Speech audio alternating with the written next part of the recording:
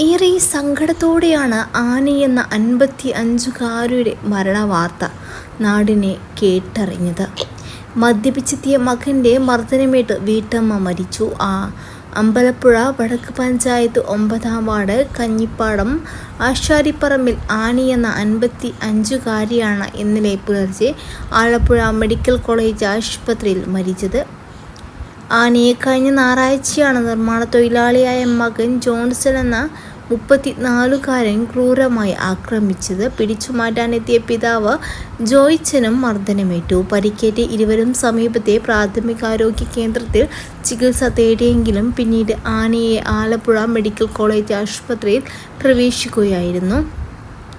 Johnson മദ്യപിച്ചെത്തി സ്ഥിരം വഴക്കുണ്ടാക്കുന്ന ആളാണെന്ന് സമീപവാസികൾ പറഞ്ഞു.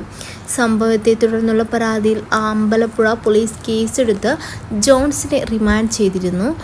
വണ്ടാനം മെഡിക്കൽ കോളേജ് ആശുപത്രി മോർച്ചയിൽ പോസ്റ്റ്മോർട്ടം നടത്തി മൃതദേഹം ബന്ധുക്കൾക്ക് വിട്ടു നൽകി. മറ്റൊരു മകനാണ് ജോബിൻ.